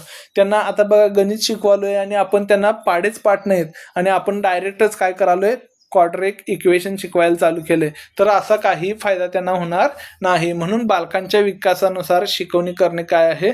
सोपे जाते. म्हणून हे बालमानसशास्त्र उपयोगी आहे. बालमानसशास्त्राचा अभ्यास कोणासाठी अत्यंत आवश्यक आहे? तर प्राथमिक शिक्षकांसाठी अत्यंत आवश्यक आहे. सगळ्यांना आवश्यक आहे, मात्र प्राथमिक शिक्षकांसाठी जास्त आवश्यक आहे, कारण बालकांचा संबंध जास्त करून हा प्राथमिक शिक्षकांसोबत येत असतो. बालमनोविज्ञानाचा अभ्यास केल्याने शिक्षकांना काय समजू शकते? बघा, बालमानसशास्त्राचा अभ्यास केल्यामुळे शिक्षकांना काय समजू शकते? आणि याचं बरोबर उत्तर असणार आहे बालकांचे व्यक्तिमत्व आणि त्यांचे भविष्य. बालकांचे व्यक्तिमत्व आणि त्यांचे भविष्य समजू शकते. बालमनोविज्ञानामुळे म्हणजे बालमानसशास्त्रामुळे कोणत्या वातावरणाचा अभ्यास करता येतो? आता इथं मी बालमनोविज्ञानची ऐवजी मी बालमानसशास्त्र असं नेहमी बोलतो, तुम्ही समजावून घ्यायचं आहे. बघा, या कोणत्या वातावरणाचा अभ्यास करता येतो? तर घर आणि शाळा या दोन्ही वातावरणाचा काय करू शकतो आपण? अभ्यास करू शकतो बालमानसशास्त्रामुळे. म्हणजे एखादं बालक आहे ते शाळेमध्ये आल्यावर शांत बसतं आणि घरात गेल्यानंतर मात्र स्वतःच्या कम्फर्ट एरियामध्ये आल्यामुळं काय करतं? ते दंगा घालू लागतं किंवा सगळ्यांसोबत हसत खेळत वागू लागतं. असे बऱ्याच ठिकाणी होत असतं. बघा, शाळेमध्ये एकदम शांत असतात मुलं आणि घरामध्ये मात्र घराचे जे कौलं आहेत ते काय होत असतात? 3 फूट रोज हवेत असतात. म्हणजेच काय, बालमानसशास्त्रामुळे आपण घर आणि शाळा येथील वातावरणाचा अभ्यास करू शकतो.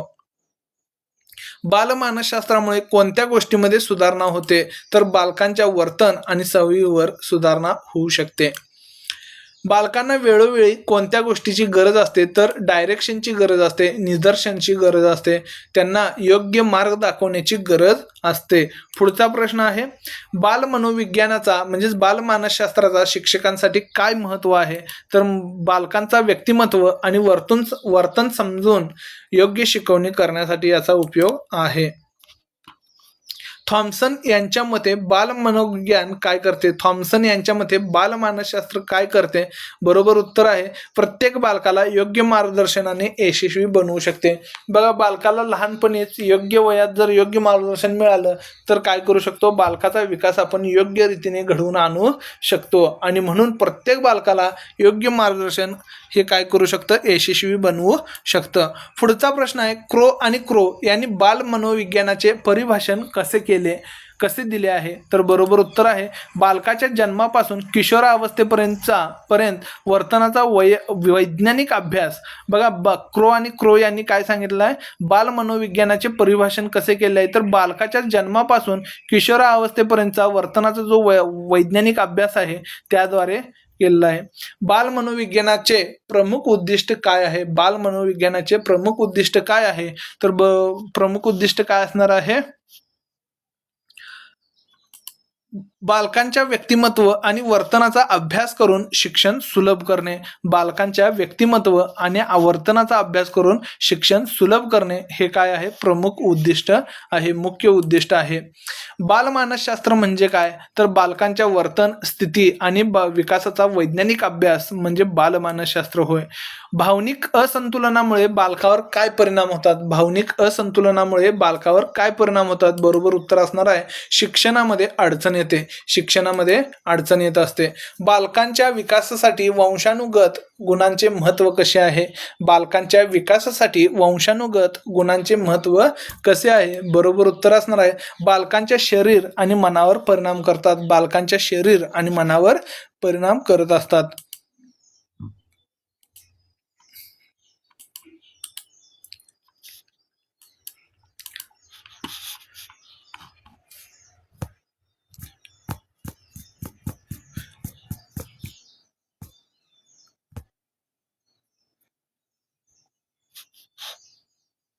बघा, विकास ही प्रक्रिया केव्हा सुरू होते? विकास ही प्रक्रिया केव्हा सुरू होते? आणि याचं बरोबर उत्तर आहे गर्भधारणेनंतर. बघा, विकास ही प्रक्रिया गर्भधारणेपासूनच सुरू होत असते. विकास एक जीवनभर चालणारी प्रक्रिया आहे. आता मी हे जलद तुम्हाला सांगतो, याचं स्पष्टीकरण जास्त देणार नाही, क्वचितच देईन. खालीलपैकी कोणते विकासाचे पैलू आहेत? आणि बरोबर उत्तर आहे शारीरिक. शारीरिक हे विकासाचे पैलू नाहीत.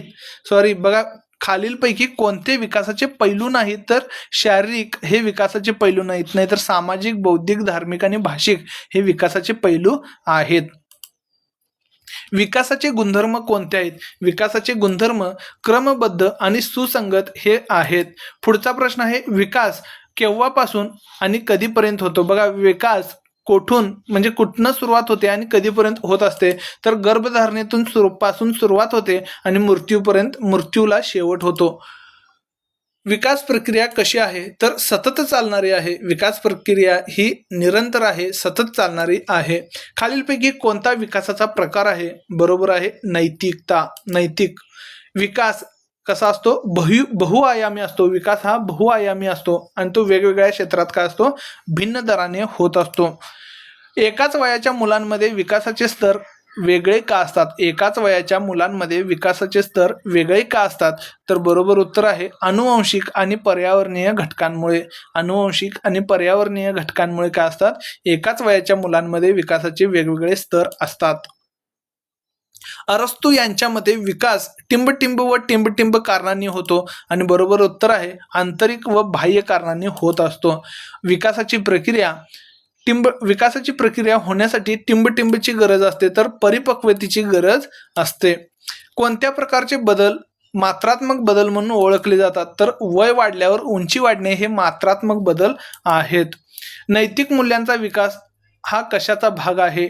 नैतिक मूल्यांचा विकास हा कशाचा भाग आहे? तर गुणात्मक बदलाचा भाग आहे. विकासाची गती काय असते? आणि बरोबर उत्तर असणार आहे, व्यक्तीनुसार वेगवेगळी असते. विकासाची गती ही व्यक्तीनुसार वेगवेगळी असते. विकास कोणत्या दिशेने होतो आणि बरोबर उत्तर आहे सामान्य ते विशिष्ट. मुलांमध्ये कायमच एकसारखा विकास होतो का? तर बरोबर उत्तर आहे नाही. मुलांमध्ये हा कायम वेगवेगळा विकास होत नसतो. बालकाचे सामाजिक विकास कोणत्या वयात सुरू होते? तर जन्मापासून हा सामाजिक विकास होत असतो. जन्मापासून बालकाचा सामाजिक विकास होत असतो. एक मूल जर 2 वर्षाच्या आधी वाक्य बोलू लागले तर काय दर्शवते? तर पूर्वचेतन विकास दर्शवते. एक मूल जर 2 वर्षाच्या आधी जर बोलू लागले तर हे पूर्वचेतन विकास आहे. चांगले पर्यावरण विकासावर कसा परिणाम करू शकतो? तर बरोबर उत्तर आहे अपेक्षेपेक्षा चांगला विकास घडवून आणू शकतो. वृद्धावस्थेत कोणत्या प्रकारची हानी होऊ शकते? आणि बरोबर उत्तर आहे स्मृती कमी होते. बघा, वृद्धावस्थेमध्ये स्मृती कमी होत असते. पुढचा प्रश्न आहे शारीरिक विकासात कोणत्या प्रकारचे बदल येतात? शारीरिक विकासामध्ये कोणत्या प्रकारचे बदल येतात? तर बाह्य व अंतर्गत. बघा, बाह्य व अंतर्गत हे शारीरिक विकासामध्ये दोन्ही प्रकारचे बदल असतात. शारीरिक विकासावर कोणता घटक प्रभाव टाकतो? शारीरिक विकासावर कोणता घटक प्रभाव टाकतो? आणि बरोबर उत्तर आहे पोषण. कोणत्या वयात मूल सर्व क्रियांवर दुसऱ्यांवर अवलंबून असते? सर्व क्रिया ह्या दुसऱ्यांद्वारे करत असते. तर नवजात अवस्था. नवजात अवस्थेमध्ये मूल हे सर्व क्रिया हे आपल्या पालकांवर अवलंबून करत असते. शरीराच्या अंतर्गत अवयवाचा विकासाचा परिणाम कसा दिसतो?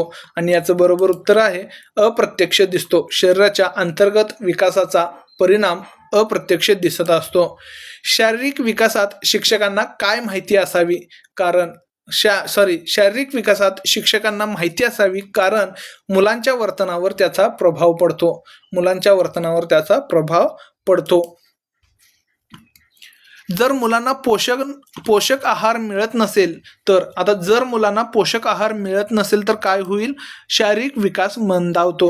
बघा, त्यांना पोषक आहार नाही मिळाला तर शारीरिक विकास मंदावतो आणि शारीरिक विकास मंदावल्यामुळे नकारात्मक प्रभाव पडून मानसिक विकास देखील खुंटू शकतो किंवा त्याची गती कमी होऊ शकते.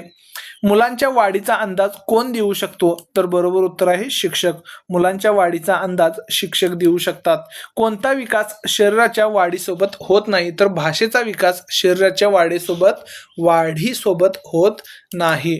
पुढचा प्रश्न आहे मुलाची शारीरिक वाढ कोणावर अवलंबून असते? आणि बरोबर उत्तर आहे आनुवंशिकता आणि पोषण. आनुवंशिकता आणि पोषण याच्यावर मुलाची शारीरिक वाढ अवलंबून असते.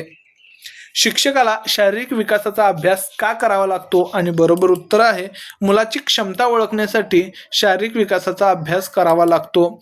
मानसिक विकासामुळे मुलांमध्ये कोणती क्षमता विकसित होते? आणि बरोबर उत्तर असणार आहे याचं बरोबर उत्तर काय आहे? मानसिक विकासामुळे याचं बरोबर उत्तर असणार आहे बोलणे, निरीक्षण, चालणे, खेळणे, आराम करणे. आता याचं उत्तर तुम्ही कमेंटमध्ये सांगायचं आहे. मला तर वाटतं निरीक्षण नाही. बघूया, तुम्ही कमेंटमध्ये सांगा.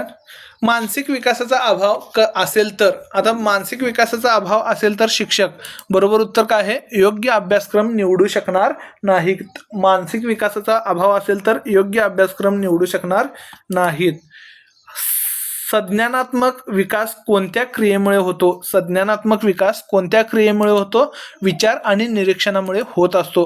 खालीलपैकी कोणती योग्यता मानसिक विकासाशी संबंधित नाही? चालणे ही मानसिक विकासाशी संबंधित नाही. मुलांमध्ये संज्ञानात्मक विकास होतो कारण त्यांचे वय वाढते म्हणून संज्ञानात्मक विकास होत असतो. मानसिक विकासाच्या अभ्यासातून शिक्षक योग्य उपाययोजना करू शकतात. मूल मानसिकदृष्ट्या कमकुवत असेल तर काय होऊ शकतं? त्याची चिकित्सा आवश्यक आहे. मानसिकदृष्ट्या जर मूल कमकुवत असेल तर चिकित्सा करणे आवश्यक आहे. आतापर्यंत बरोबर 62 मिनिटे झालेले आहेत आणि तुम्हाला हा जो आपला उपक्रम आहे टेट अभियोग्यता म्हणजे टेट परीक्षेसाठी अभियोग्यता या घटकावर आपण बालमानसशास्त्र आणि शिक्षणशास्त्र या विषयावर काय घेत आहोत? लेक्चर घेत आहोत, म्हणजे MCQ क्वेश्चन्स घेत आहोत. आणि हे जर तुम्हाला आवडले असतील तर ह्या व्हिडिओला लाईक करा आणि आपल्या ज्या शिक्षक मित्र आहेत त्यांच्यासोबत शेअर करायला विसरू नका. 5 व्हॉट्सअप ग्रुपला तर शेअर कराच. पुढच्या प्रश्नाकडे वळूयात. योग्य वयावर आधारित पाठ्यपुस्तकाची निवड कशामुळे होते? योग्य वयावर आधारित पाठ्यपुस्तकाची निवड कशामुळे होते? तर मानसिक विकासामुळे शक्य आहे. कोणती क्रिया मानसिक विकासाचे लक्षण आहे? तर विचार हे मानसिक विकासाचे काय आहे? लक्षण आहे. शिक्षकाला मानसिक विकास माहीत असल्यास शिक्षणात सुधारणा करता येते. शिक्षकाला जर मानसिक विकास माहीत असेल तर शिक्षणात सुधारणा करता येते. संवेग म्हणजे काय? संवेग म्हणजे भावना ज्यामुळे वर्तन प्रभावित होते. संवेग म्हणजे अशी भावना म्हणजेच ज्यामुळे काय होतं? वर्तन प्रभावित होत असतं. पुढचा प्रश्न आहे, खालीलपैकी संवेग कोणता आहे? आणि बरोबर उत्तर आहे आनंद. संवेगात्मक विकासाचा परिणाम कोणत्या विकासावर होतो? बरोबर उत्तर आहे वरील सर्व. शारीरिक, बौद्धिक, सामाजिक, नैतिक या सर्वांवर काय होत असतो? संवेगात्मक म्हणजे भावनिक विकासाचा परिणाम होत असतो. भावनिक विकासात कोणता घटक महत्त्वाचा आहे? आणि बरोबर उत्तर आहे कौटुंबिक वातावरण. शिक्षक शाळेतील कोणत्या गोष्टीद्वारे संवेगात्मक विकास घडवू शकतो? बरोबर उत्तर आहे वर्ग शिक्षण आणि उपक्रम. शिक्षक वर्गातील वर्ग शिक्षण आणि उपक्रमामुळे संवेगात्मक म्हणजेच भावनिक विकास घडवू शकतात. खालीलपैकी संवेगात्मक विकासाचे उदाहरण कोणते आहे? आणि बरोबर उत्तर आहे राग. संवेगात्मक संतुलनामुळे विद्यार्थी स्थिर विचार करू शकतात. संवेगात्मक संतुलनामुळे विद्यार्थी स्थिर विचार करू शकतात. बालकाच्या संवेगावर परिणाम करणारा सामाजिक घटक कोणता? बरोबर उत्तर आहे मित्र आणि शिक्षक. बालकाच्या भावनिक विकासावर परिणाम करणारा घटक सामाजिक घटक आहे मित्र आणि शिक्षक. संवेगात्मक असमतोल असल्यास म्हणजे जर भावनिक असमतोल असेल तर काय होतं? वर्तन अस्थिर होतं. चिडचिडपणा वगैरे येत असतो. संवेगात्मक विकासामध्ये सुधारणा करण्याचा उत्तम मार्ग कोणता आहे? आणि बरोबर उत्तर आहे प्रेम व समजूत. भावनिक विकासामध्ये सुधारणा करण्यासाठी आवश्यक ते प्रेम आणि समजून सांगण्याची जर कला असेल तर काय होतं? हे उत्तम मार्ग आहेत. क्रियात्मक विकास म्हणजे काय? तर बरोबर उत्तर आहे कार्य करण्याची क्षमता. क्रियात्मक विकास म्हणजे कार्य करण्याची क्षमता. खालीलपैकी क्रियात्मक कौशल्य कोणते? तर क्रियात्मक कौशल्य चालणे हे आहे. आपण चालून दाखवतो त्यावेळी आपल्याकडून क्रिया केली जाते आणि हे क्रियात्मक कौशल्य आहे. क्रियात्मक विकासासाठी आवश्यक संयोजन कोणाचे असते? आणि बरोबर उत्तर आहे स्नायू आणि तंत्रिका. क्रियात्मक विकासासाठी आवश्यक संयोजन हे स्नायू आणि तंत्रिका यांचे असते. नवजात शिशु खालीलपैकी कोणते कार्य करू शकत नाही? तर चालणे हे कार्य करू शकणार नाही. क्रियात्मक विकासाचा अभाव असल्यास काय होते? कौशल्याची वाढ काय होत असते? मंदावत असते. कौशल्याची वाढ मंदावत असते.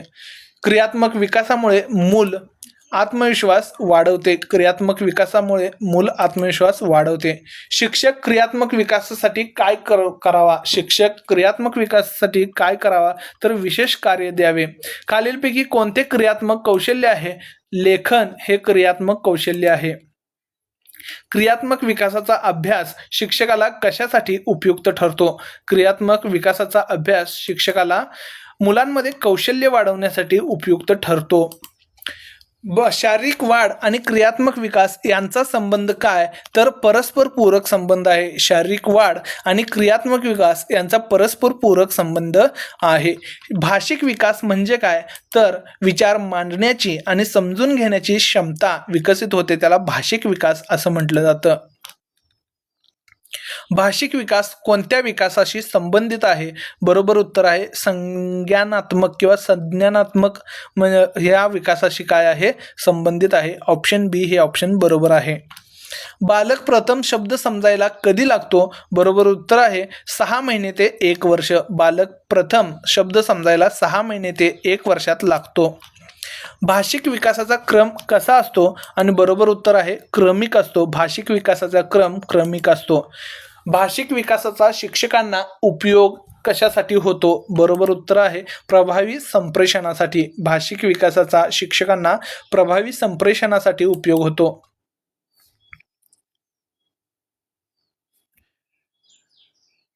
सामाजिक विकास म्हणजे काय? बरोबर उत्तर आहे समाजात राहण्याची वर्तनशैली. सामाजिक विकास म्हणजे समाजात राहण्याची वर्तनशैली होय. सामाजिक विकासाची पहिली शाळा हे कुटुंब असते. सामाजिक विकासाची पहिली शाळा हे कुटुंब आहे. सामाजिक विकासामुळे बालकात कोणती भावना विकसित होते? बरोबर उत्तर आहे आत्मसन्मान आणि स्वाभिमान. सामाजिक विकासामुळे बालकात आत्मसन्मान आणि स्वाभिमान विकसित होते. सामाजिक विकासात वाढ झाल्यास मुलं काय करतात? आदर्श निवडतात आणि प्रेरणा घेतात. सामाजिक विकासात वाढ झाल्यास मुलं आदर्श निवडतात आणि प्रेरणा घेतात. सामाजिक विकास घडवण्यासाठी शिक्षक काय करू शकतो? बरोबर उत्तर आहे सामाजिक उपक्रम घेतो. वृद्धी म्हणजे काय? तर शारीरिक रचनेतील बदल म्हणजे वृद्धी. आता वृद्धी या शब्दाला मराठीमध्ये आपण वाढ असं म्हणतो, वाढ, आणि इथं वृद्धी हा शब्द देण्यात आलेला आहे. विकास म्हणजे काय दर्शवतो? बरोबर उत्तर आहे व्यावहारिक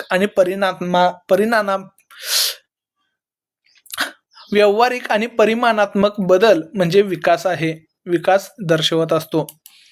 वृद्धी ही कोणत्या वयापर्यंत होते? तर परिपक्व वयापर्यंत होत असते. परिपक्वतेपर्यंत होत असते. खालीलपैकी वृद्धीचे उदाहरण कोणते? तर वजनात वाढ हे याचे उदाहरण आहे. विकास ही प्रक्रिया कशी असते? तर सातत्याने चालणारी आहे. वृद्धी आणि विकास यातील प्रमुख फरक काय? तर वृद्धी परिमाणात्मक आहे आणि विकास हा गुणात्मक असतो. खालीलपैकी वृद्धी व विकासावर प्रभाव टाकणारा घटक कोणता नाही? तर बरोबर उत्तर आहे शिक्षण पद्धती हा नाही. पोषणाचा वृद्धीवर कसा परिणाम होतो? तर वजन आणि उंची वाढवण्यास मदत होते. पोषणाचा वृद्धीवर वजन आणि उंची वाढवण्यास मदत होते. वंश परंपरा कोणत्या प्रकारच्या विकासावर प्रभाव टाकते? तर बरोबर उत्तर आहे शारीरिक व मानसिक. बालकाच्या विकासात वायू आणि प्रकाशाचे महत्त्व काय? म्हणजे हवा आणि जे वातावरण आहे याचं महत्त्व काय आहे? तर रोग प्रतिकारक शक्ती वाढवत असतात. रोग प्रतिकारक शक्ती वाढवत असते. वृद्धी आणि विकास या दोन्ही प्रक्रियांना सर्वाधिक प्रभाव करणारा घटक कोणता? म्हणजे वाढ आणि विकास या दोन्ही प्रक्रियांना सर्वाधिक प्रभाव टाकणारा घटक कोणता आहे? तर पोषण आहे. जर पोषण योग्य झालं तर वाढ आणि विकास व्यवस्थित होत असते. किशोरावस्थेत कोणत्या प्रकारचे बदल विशेषतः दिसतात? बरोबर उत्तर आहे शारीरिक व मानसिक दोन्ही. किशोरावस्थेमध्ये शारीरिक व मानसिक हे बदल महत्त्वाचे आहेत. कोणत्या वयात बौद्धिक विकास सर्वाधिक होतो? तर किशोरावस्थेमध्ये बौद्धिक विकास सर्वाधिक होतो. शैशवकाल कोणत्या वयोगटाला म्हणतात? तर जन्म ते 2 वर्ष हा जो वयोगट आहे याला शैशवकाल असं म्हटलं जातं. 2 ते 6 वर्ष वयोगटातील बालक कोणत्या टप्प्यात येतो? तर पूर्व बाल्यकाल या टप्प्यामध्ये येत असतो. सामाजिक, आध्यात्मिक आणि सांस्कृतिक कला प्रवृत्ती वाढणारी अवस्था कोणती? बरोबर उत्तर आहे वृद्ध प्रौढावस्था. यामध्ये सामाजिक, आध्यात्मिक आणि सांस्कृतिक कला प्रवृत्ती वाढत असते. 6 ते 12 वयोगट कोणत्या टप्प्यात येतो? तर उत्तर बाल्यकाल या अवस्थेमध्ये येतो, या टप्प्यामध्ये येत असतो. किशोरावस्थेमध्ये कोणता प्रश्न किशोरांच्या मनात उद्भवतो? तर बरोबर उत्तर आहे मी कोण आहे. मी कोण आहे हा प्रश्न त्यांना या वयोगटात पडत असतो. जवळपास 70 मिनिटे हा व्हिडिओ चालू आहे आणि तुम्हाला हा व्हिडिओ कसा वाटला हे कमेंट सेक्शनमध्ये सांगा आणि आपल्या चॅनलला सबस्क्राईब करा. विकास ही एक सतत चालणारी प्रक्रिया आहे. या विधानाचा अर्थ काय? बरोबर उत्तर आहे विकास संपूर्ण आयुष्यभर चालत असतो. म्हणजे विकास हे निरंतर आहे, नेहमी चालत असतं जोपर्यंत मृत्यू येत नाही तोपर्यंत. पुढचा प्रश्न आहे अंतःस्रावी ग्रंथींचा प्रभाव कोणत्या गोष्टीवर पडतो? अंतःस्रावी ग्रंथींचा प्रभाव शारीरिक वाढ या गोष्टींवर पडत असतो. विकास म्हणजे काय दर्शवतो? विकास म्हणजे गुणात्मक आणि परिमाणात्मक बदल दर्शवतो. शारीरिक विकासासाठी सूर्यप्रकाश का आवश्यक आहे? शारीरिक विकासासाठी सूर्यप्रकाश का आवश्यक आहे? तर व्हिटॅमिन डी मिळवण्यासाठी आवश्यक आहे. शरीरामध्ये असलेले व्हिटॅमिन डी हे सूर्यप्रकाशापासून मिळत असतं. बाल्यकालात खालीलपैकी कोणती प्रवृत्ती दिसून येते? बाल्यकालामध्ये खालीलपैकी अनुकरण आणि पुनरावृत्ती ही प्रवृत्ती दिसून येते. कोणत्या अवस्थेत बालक पूर्णतः पालकांवर अवलंबून असतो? बरोबर उत्तर आहे शैशवकाल. शैशवकाल म्हणजे जन्मापासूनचा 6 महिन्यापर्यंतचा वेळ आहे आणि यामध्ये काय असतं, पूर्णपणे बालक हे पालकांवर अवलंबून असते. वृद्धी ही प्रक्रिया केव्हा थांबते? तर परिपक्वतेनंतर वाढ ही प्रक्रिया थांबत असते. वृद्धी ही प्रक्रिया थांबत असते. बरोबर उत्तर परिपक्वता आहे. मी काहीतरी आहे ही भावना कोणत्या अवस्थेत निर्माण होते? मी काहीतरी आहे ही भावना किशोरावस्थेमध्ये निर्माण होते आणि या काळातच, या अवस्थेमध्येच मूल जे आहे, बाळ जे आहे ते काय करत असतं, बालक म्हणता येणार नाही, मूल म्हणता येईल, हे काय करतं, मी कोण आहे असा प्रश्न विचारत असतं. वृद्धी कोणत्या प्रकारचे परिवर्तन दर्शवते? वृद्धी हे कोणत्या प्रकारचे परिवर्तन दर्शवते? परिमाणात्मक हे परिवर्तन दर्शवत असते. जीवनातील सर्वात वेगवान शारीरिक आणि मानसिक विकास कोणत्या टप्प्यात होतो? आणि बरोबर उत्तर आहे शैशवकाल या टप्प्यामध्ये होत असतो. जीवनातील सर्वात वेगवान शारीरिक आणि मानसिक विकास हा शैशवकाल या टप्प्यामध्ये होत असतो. विकासाचे क्षेत्र कसे असते? विकासाचे क्षेत्र कसे असते? तर व्यापक आणि सर्वांगीण असते. विकासाचे क्षेत्र व्यापक आणि सर्वांगीण असते. किशोरावस्थेत खालीलपैकी कोणती गोष्ट घडत नाही? बरोबर उत्तर आहे खेळण्याची गरज नाही. किशोरावस्थेमध्ये खेळण्याची गरज नाही, ही गोष्ट घडत नाही. वृद्धी आणि विकासातील मुख्य फरक कोणता आहे? तर वृद्धी परिमाणात्मक आहे, तर विकास हा गुणात्मक व परिमाणात्मक असतो. बालकाची शारीरिक वाढ होते पण मानसिक विकास होत नाही, याचा अर्थ काय? बालकाची शारीरिक वाढ होते पण मानसिक विकास होत नाही याचा अर्थ केवळ वृद्धी झाली आहे, विकास नाही असा होतो. कोणता घटक वृद्धी आणि विकासावर सर्वाधिक प्रभाव टाकतो? कोणता घटक वृद्धी आणि विकासावर सर्वाधिक प्रभाव टाकतो? बरोबर उत्तर आहे आहार आणि पोषण. आहार आणि पोषण. वंशानुगतता हा म्हणजेच याचा मुख्य प्रभाव कोणावर असतो? बरोबर उत्तर आहे शारीरिक व मानसिक विकास. शारीरिक व मानसिक विकासावर वंशानुगतताचा मुख्य प्रभाव असतो, म्हणजेच आनुवंशिकता. बौद्धिक विकासामुळे खालीलपैकी कोणता गुण वाढतो? बरोबर उत्तर आहे तर्कशक्ती आणि नैतिकता. बौद्धिक विकासामुळे तर्कशक्ती आणि नैतिकता हा गुण वाढतो. पुढच्या प्रश्नाकडे वळूयात. बघा, कोणत्या कालावधीमध्ये बालक समाजीकरण शिकतो? कोणत्या कालावधीत बालक समाजीकरण शिकतो? आणि बरोबर उत्तर आहे पूर्व बाल्यकाल. पूर्व बाल्यकालात बालक समाजीकरण शिकतो. आंतरस्रावी ग्रंथींचा कार्य बालकांवर काय परिणाम घडवतो? आंतरस्रावी ग्रंथींचं कार्य बालकांवर काय परिणाम घडवतो? बरोबर उत्तर आहे शारीरिक विकास प्रभावित होतो. शारीरिक विकास प्रभावित होतो. 6 ते 12 वर्षाच्या वयोगटात कोणते विकास प्रामुख्याने घडतात? 6 ते 12 वर्षाच्या वयोगटात कोणते विकास प्रामुख्याने घडतात? आणि बरोबर उत्तर आहे बौद्धिक, नैतिक, तर्कशक्तीचा विकास हे या वयोगटात घडत असतात. किशोरावस्थेत प्रजनन अवयवांमध्ये कोणते बदल दिसतात? किशोरावस्थेत प्रजनन अवयवांमध्ये कोणते बदल दिसतात? तर वाढ आणि कार्यक्षमता दिसून येते. वाढ आणि कार्यक्षमता दिसून येते. कोणत्या वयोगटात माणूस मी कोण आहे असा विचार करतो? तर किशोरावस्थेमध्ये माणूस मी कोण आहे असा विचार करतो. वाढत्या वयामुळे बालकांच्या वजनात होणाऱ्या बदलाला आपण काय म्हणतो? बरोबर उत्तर आहे वृद्धी. वाढत्या वयामुळे बालकांच्या वजनात होणाऱ्या बदलाला आपण वृद्धी म्हणतो. बालकांच्या वर्तनातील सुधारणा कोणत्या प्रकारच्या विकासाशी संबंधित आहेत? आणि बरोबर उत्तर आहे गुणात्मक. बालकांच्या वर्तनातील सुधारणा हे गुणात्मक प्रकारच्या विकासाशी संबंधित आहेत.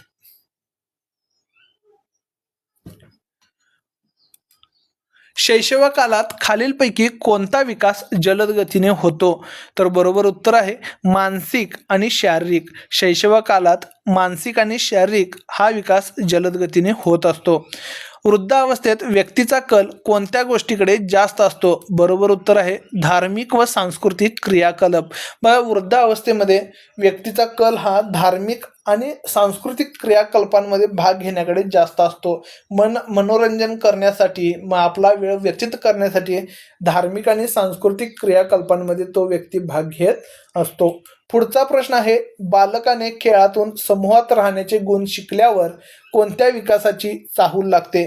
बालकाने खेळातून समूहात राहण्याचे गुण शिकल्यावर कोणत्या विकासाची चाहूल लागते? तर सामाजिक विकासाची चाहूल लागत असते. सामाजिक विकास हा पर्याय इथं बरोबर असणार आहे. पुढचा प्रश्न आहे, किशोरावस्थेमध्ये कोणती विशेष मानसिक भावना विकसित होते? किशोरावस्थेमध्ये कोणती विशेष मानसिक भावना विकसित होते? आणि बरोबर उत्तर आहे मी कोण आहे यासारखा विचार, मी कोण आहे. हा व्हिडिओ शेवटपर्यंत पाहिल्याबद्दल धन्यवाद आणि शिक्षक अभियोग्यता आणि बुद्धिमत्ता चाचणी परीक्षेसाठी तुम्हाला खूप साऱ्या शुभेच्छा. भेटूया एका नवीन व्हिडिओमध्ये. तोपर्यंत सबस्क्राईब करा आणि आमचे इतर व्हिडिओज पाहून घ्या. धन्यवाद.